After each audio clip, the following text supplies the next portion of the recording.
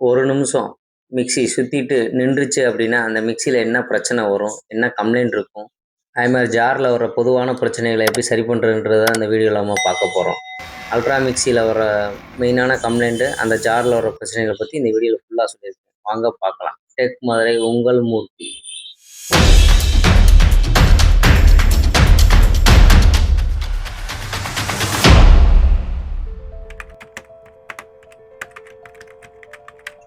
வணக்கம் நண்பர்களே. நம்ம இன்னைக்கு அல்ட்ரா மிக்ஸியில வர கம்ப்ளைண்ட்ட தான் நம்ம பார்க்க போறோம். அதில வந்து இந்த பிசிபி வர மாடல் இதில வந்து பிசிபில தான் அது ஒர்க் ஆகும். மோட்டருக்கு வந்து மொத்தம் 2 வயர் தான் வரும். ஒரு நியூட்ரல், 1 ஃபேஸ் வரும். மற்றபடி கண்ட்ரோல் ஃபுல்லாமே இந்த பிசிபிலேருந்து வோல்டேஜை பொறுத்து அந்த மோட்டரோட ஆர்பிஎம் மாறும். இது வந்து ஹை ஆர்பிஎம்மில் ஒர்க் பண்ணுற மிக்ஸி இது. உங்களுக்கு பார்த்தீங்கன்னா நல்லாயிருக்கும். ஆனால் அதே சமயத்தில் போர்டு மட்டும் கம்ப்ளைண்ட் ஆயிடுச்சு அப்படின்னா இது வந்து ரன் ஆகாது. அதனால் அந்த போர்டில் வர பிரச்சனையை எப்படி சரி பண்ணுறதுன்றதான் நம்ம பார்க்க போகிறோம். இதில் வந்து பாட்டத்தில் வந்து அந்த பிளாக் கலரில் பேஸ் போட்டிருப்பாங்க. அதில் வந்து 2-3 ஸ்க்ரூ கழட்டினதுக்கப்புறம் தான் மெயின் பாடியவே கழட்ட முடியும். அதனால் மொத்தமாக எல்லா ஸ்க்ரூவுமே கழட்டணும். இது வந்து எஸ்எஸ் ஸ்க்ரூ போட்டிருப்பாங்க, மேக்னெட்லாம் ஒட்டாது. அதனால் கொஞ்சம் உள்ளேருந்து வெளியே வர அந்த ஸ்க்ரூ கொஞ்சம் பார்த்து கழட்டிட்டு ஓவர்லோட்லாம் நம்ம எடுத்து வச்சுட்டு பார்த்தீங்கன்னா மோட்டரே சின்னதாக தான் தெரியும். இது வந்து தொங்குற டைப் மோட்ரு போட்டிருப்பாங்க, மேலேருந்து பேஸ்லேருந்து ஸ்க்ரூ பண்ணியிருப்பாங்க. இந்த மிக்ஸி சர்வீஸ் பண்ணுறதுக்கு முன்னாடி நம்ம வந்து என்றைக்குமே சேஃப்டி முக்கியம். ப்ளக்கை கழட்டிடணும். பிசிபி சர்வீஸ் பண்ணுறதுனால நம்ம வந்து எப்போயுமே ப்ளக்கை மாட்டி வச்சு நம்ம செக் பண்ணக்கூடாது. ஒரு மர ஸ்டூலில் உட்காந்து தான் சர்வீஸ் பண்ணணும். இது முழுக்க பிசிபியில் வந்து ஹை வோல்டேஜ் வரும். அது ரொம்ப கவனம். இதில் வந்து நம்ம பிரீத்தி எல்லா மிக்ஸிலையும் வர மாதிரி ரோட்டரி சுவிட்ச் ஒன்று போட்டிருப்பாங்க. நம்ம நார்மலாக வரும்ல, அஜய் கம்பெனியோட சுவிட்ச் தான் போட்டிருப்பாங்க. அந்த இதுலேருந்து தான் ஸ்பீடு கண்ட்ரோல் மாதிரி கொடுத்துருப்பாங்க. அதுக்கப்புறம் இந்த பிசிபி தான் அதை கண்ட்ரோல் பண்ணும். மாஸ்பெட் ஒன்று இருக்கும். மாஸ்பெட் வச்சு இந்த பிசிபி கண்ட்ரோல் பண்ணும். நம்மளுக்கு வோல்டேஜ் வேரியேஷன் ஆகும். அந்த வேரியேஷனுக்கு தகுந்த மாதிரி இந்த ஸ்பீடு வந்து ஆர்பிஎம் மாறும். உங்களுக்கு இதில் பார்த்தீங்கன்னா பிசிபி வந்து உங்களுக்கு கண்டினியூவாக அது ஒர்க் ஆகலை. அதான் ப்ராப்ளம். கஸ்டமர் சொன்னது நம்மளுக்கு. அதை எப்படி சரி பண்ணுறதுன்ட்டு தான் பார்க்குறேன். மேக்ஸிமம் இதில் வந்து ட்ரை ஆகும். அதே மாதிரி தண்ணி பட்டு இந்த போர்டு எரிஞ்சு போகும். இந்த மாதிரி கம்ப்ளைண்ட் வரும். மேஜரான பெரிய கம்ப்ளைண்ட் பார்த்ததில்ல இந்த போர்டில். இந்த போர்டில் பார்த்தீங்கன்னா இப்போ இருக்கிற இந்த கஸ்டமருக்கு கொடுத்த கம்ப்ளைண்ட் பார்த்தீங்கன்னா ட்ரை கம்ப்ளைண்ட் தான் இருந்துச்சு. மற்றபடி பெருசாக ஒன்றும் இதில் கம்ப்ளைண்ட் இல்லை. அதனால் ட்ரை சால்வர் மட்டும் பண்ணோடனே சரியாயிருச்சு. அப்புறம் வந்து இந்த புஷ் சுவிட்ச் வந்து லாக் ஆகி நின்றுருந்துச்சு. அதையும் கொஞ்சம் நம்ம ரஸ்ட் லீக்லாம் ஊற்றி ஃப்ரீ பண்ணிவிட்டு நம்ம மாட்டினதில் மேக்ஸிமம் சரியாயிருச்சு. அதே மாதிரி நான் எல்லா வயரிங்கும் எல்லா சுவிட்சும் கரெக்டாக இருக்கான்றதையும், அதே மாதிரி ரோட்டரி சுவிட்சும் கரெக்டாக இருக்கான்றதையும் செக் பண்ணிவிட்டு நம்ம ப்ராப்பராக இன்ஸ்டால் பண்ணுவோம். அதே மாதிரி மேலே வந்து இதில் ஒரு சென்சார் ஒன்று கொடுத்துருப்பாங்க. ஆர்பிஎம் ஸ்பீடு மெஷர்மெண்ட்டுக்காக ஒரு சென்சார் ஒன்று வரும். அதுக்கு தான் அந்த ஒரு சின்ன ஜாக் வரும். அந்த இதை எதையும் கட் பண்ணிடக்கூடாது. அதே மாதிரி எதையும் டேமேஜ் பண்ணிடக்கூடாது. டேமேஜ் பண்ணோம் அப்படின்னா திரும்ப நம்ம ரன் பண்ண வைக்கிறது கஷ்டம். அப்புறம் மேனுவலாக தான் நம்ம போடுற மாதிரி யாரும் அந்த பிசிபியில் ஒர்க் ஆகாது. ஏன்னா அந்த ஆர்பிஎம் ஸ்பீடை மெஷர்மெண்ட் எடுக்கிறது அந்த சென்சார் தான். அந்த சென்சார் ஒரு மேக்னெட் மாதிரி கொடுத்து அதை வச்சு சென்சார் எடுத்திருப்பாங்க. நம்ம பார்த்தீங்கன்னா இதில் வந்து ஒரே ஒரு இந்த மாஸ்பெட்டுக்கிட்ட தான் ஒரு ட்ரை சால்டர் இருந்துச்சு. ட்ரை சால்டர் அடிச்சுட்டு நம்ம வந்து இப்போ ரன் பண்ணி பார்க்குறேன். இந்த பிசிபியில் எல்லா இடத்துலையும் சப்ளை வரும். இது வந்து ஃப்ளோட்டிங் எர்த்துன்னு சொல்லுவாங்க. அதனால் இதை வந்து நம்ம மேக்ஸிமம் மர ஸ்டூலில் உட்காந்து தான் சர்வீஸ் பண்ணணும். அதே மாதிரி நம்ம கை வந்து எல்லா இடத்துலையும் வச்சிடக்கூடாது. நம்மளுக்கு எக்ஸ்பீரியன்ஸ் இருக்குன்றனால உங்களுக்கு நான் அதை வச்சு காட்டுறேன். அந்த மாதிரிலாம் பண்ணக்கூடாது. ப்ராப்பராக நம்மளுக்கு வந்து அது சேஃப்டியை நம்ம கன்ஃபார்ம் பண்ணிட்டு தான் நம்ம எல்லாமே சர்வீஸ் பண்ணணும் இந்த மிக்ஸியை பொறுத்த வரைக்கும். புதுசாக பார்க்குறவங்க இதை வந்து கேர்ஃபுல்லாக ஹேண்டில் பண்ணணும். முன்ன இதை பார்க்காதவங்க கொஞ்சம் கவனமாக தான் ஹேண்டில் பண்ணணும். இந்த பிசிபி நம்ம சர்வீஸ் பண்ணியாச்சு. இப்போ நம்ம இருந்த பொசிஷன்லேயே வந்து செட் பண்ணுறோம். முன்னாடி வந்து புஷ் சுவிட்ச் மாதிரி ஒன்று கொடுத்துருப்பாங்க.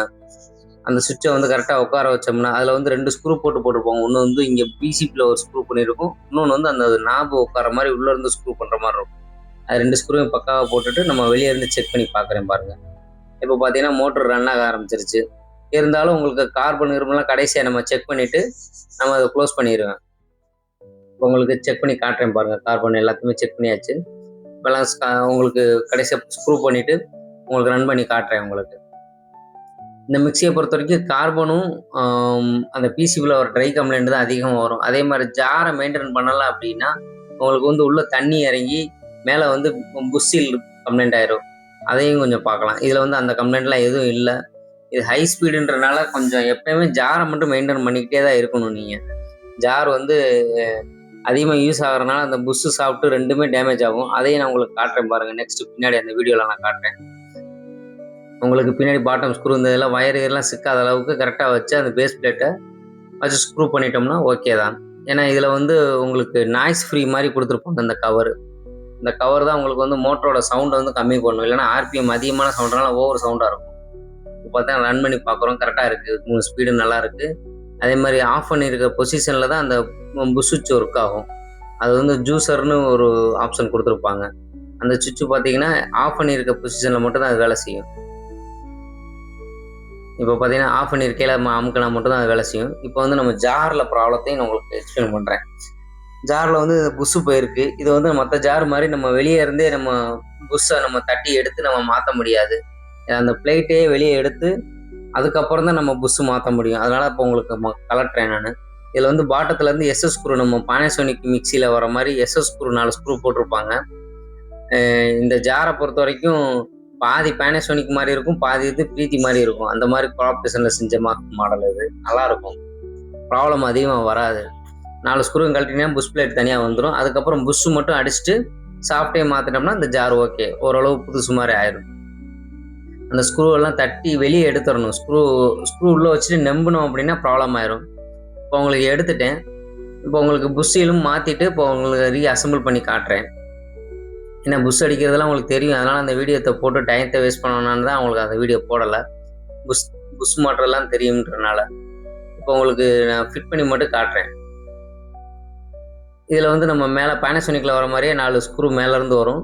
அந்த ஸ்க்ரூவையும் புஷ் பிளேட்டையும் வச்சு நான் வந்து சிலிக்கான் சீலண்ட் ஒன்று போட்டுருவேன். ஏன்னா வாட்டர் லீக்கேஜ் இருக்கக்கூடாதுன்றக்காக. அது மென்ஷன் கண்டிப்பான முறையில் அந்த சிலிக்கான் போடுறது கொஞ்சம் நல்லது தான். வேறு பசகச போட வேணாம், ரப்பரை வந்து பிடிச்சி கிழிச்சிக்கிட்டு இருக்கும். அதனால் வந்து சிலிக்கான் போட்டால் நம்ம திரும்ப ரீசர்வீஸ் பண்ணுறதுக்கு நல்லாயிருக்கும். எஸ்எஸ் போல்ட்டு எஸ்எஸ் ஸ்க்ரூன்றனால உங்களுக்கு வந்து துரு பிடிக்காது. கரெக்டான ஒரு நார்மல் டைட் வச்சுட்டே வாங்க. ஈவனை கிராஸ் டு கிராஸ் வச்சுட்டிங்கன்னா ஈவனாக டைட் ஆகிட்டே வரும். ஃபுல் டைட் வச்சுட்டு இப்போ சாஃப்ட் மட்டும் மாற்றி காட்டுறேன் உங்களுக்கு. இதில் சாஃப்ட்டு தேஞ்சிருந்துச்சுனாலும் நம்ம புஷ்ஷு மட்டும் மாற்றி வேஸ்ட்டு. சாஃப்ட்டையும் சேர்ந்து தான் மாற்றணும். சாஃப்ட்டில் ஒரு சின்ன ஒரு துரு இருந்து ஒரு கிராக் இருந்துச்சுன்னா மறுபடியும் சாஃப்ட்டு தேஞ்சிரும், அதே இடத்துல புஷ்ஷு தேஞ்சிரும். அதனால் இப்போ சாஃப்ட்டு மாற்றிடுறேன். இதில் வந்து அவங்களுக்கு பிரீத்திக்கு வர புஷ்ஷு சாஃப்ட்டே இதுக்கு மேட்ச் ஆகுது. இப்போ பார்த்தீங்கன்னா அவங்களுக்கு அந்த எந்த லென்த்தில் பார்க்கணுன்றதை காட்டுறேன் பாருங்கள். இது வந்து 3 சாஃப்ட் வச்சுருக்கேன். 3 ஒன்று போல் தெரியும். ஆனால் பார்த்தீங்கன்னா ஒவ்வொன்றும் ஒவ்வொரு பிராண்டு. இது வந்து நடுவில் உள்ளது வந்து பட்டர்ஃப்ளைக்குள்ளது, லாஸ்ட்டில் உள்ளது பிரீத்திக்குள்ளது. அந்த இது மட்டும்தான் சேரும். மற்றது போட்டோம்னா உங்களுக்கு வந்து அந்த கீழே கப்ளர் சேராது. அது ஒவ்வொரு இதுவும் மெஷர்மெண்ட் எடுத்துக்கணும். நம்ம எதையாவது வாங்கிட்டு வந்து மாட்ட முடியாது. அந்த கீழே உள்ள கப்ளர் என்ன த்ரெட்டில் இருக்குது, மேலே உள்ள சாஃப்ட் என்ன மாதிரி இருக்குது அப்படின்ற பார்த்து தான் நம்ம வாங்கி போடணும். இப்போ பார்த்தீங்கன்னா உங்களுக்கு வாஷர் பிளேட்டு எல்லாமே போட்டு ரெடி பண்ணியாச்சு. இப்போ உங்களுக்கு புது ஜார் மாதிரியே ஒர்க் ஆக ஆரம்பிச்சிடும். இதெல்லாம் வந்து நம்ம ஆயில் வந்து சென்டரில் வந்து லூப்ரிகன்ஸுக்காக மற்றவங்க இன்ஜின் ஆயில் போடுவாங்க. நம்ம எப்போவுமே விளக்குக்கு ஊற்றுற விளக்கு எண்ணெய் இல்லைன்னா நல்லெண்ணெய் தான் ஊற்றுவேன் நான். பார்த்தீங்கன்னா உங்களுக்கு ஜார் நல்லா ஃப்ரீயாக இருக்கிறது தெரியும். இந்த மாதிரி உங்களுக்கு பயனுள்ள வீடியோ வேணும் அப்படின்னா என்னோடய சேனலை சப்ஸ்கிரைப் பண்ணுங்கள். உங்களுக்கு பிடிச்சிருந்துச்சுன்னா கமெண்ட் பண்ணுங்கள். முக்கியமாக எல்லாத்துக்கும் ஷேர் பண்ணுங்கள். தேங்க்ஸ் ஃபார் வாட்சிங். டெக் மதுரை உங்கள் மூர்த்தி.